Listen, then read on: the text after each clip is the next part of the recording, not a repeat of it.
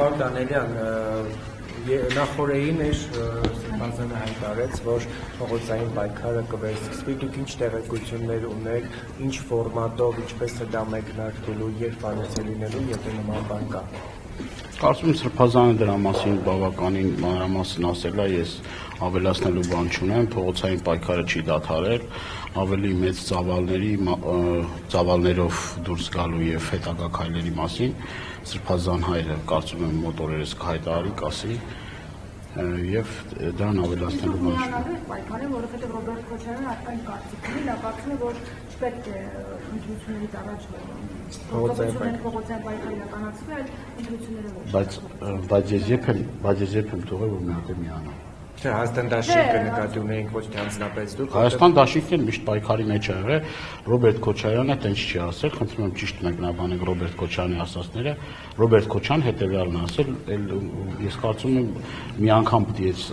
այս հարցը փակեք ու չարժվեք առաջ։ Ռոբերտ Քոչարյանը ասել է, եթե փողոցային պայքարի արդյունքում հնարավոր չլինի իշխանափոխություն անել, ուրեմն պետք է գնան ընտրությունների ճանապարհով, իսկ դա կարծում եմ դրանք տարբեր բաներ են։ Իսկ Հայաստան դաշինքը միշտ էլ ընդգրկված է եղել փողոցային, սա շատ ծանրակշիռ, ես համեստորեն ասում եմ, շատ ծանրակշիռ մասնակցություն ունեցել փողոցային տարբեր պայքարներում եւ կարծում եմ դուք ինքներդ եք տեսել, որ Հայաստան դաշինքի падգամավորներն, ոչ միայն ես, այլ նաեւ իմ գործընկերները շատ ակտիվ դերակատար են։ Բայց հիմա եթե պայքար լինի արդյոք դուք կմասնակցեք։ Դա միամերջ ասեմ, որովհետեւ կմասնակցեք այս անգամ, որովհետեւ դիքորությունների կարծիքների տարբերություն։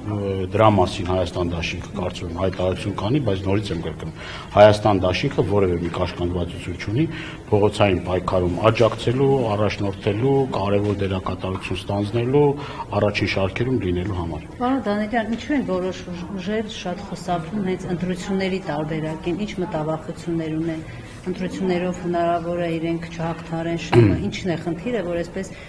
որոշ շրջանակներ բացառում են 2026-ին, բայց մենք Գյումրիում տեսանք ընտրություններով, որ հնարավոր եղավ, ինչպես դիմադիրներն էին պնդում ԿՊ-ին իշխանազրկել, ինչու են խոսում 2026-ին, այսպես։ Տեսեք հարգելիս, ես հասկացա հարցը ինչա։ Տեսեք, եթե անգամ 21 թվականին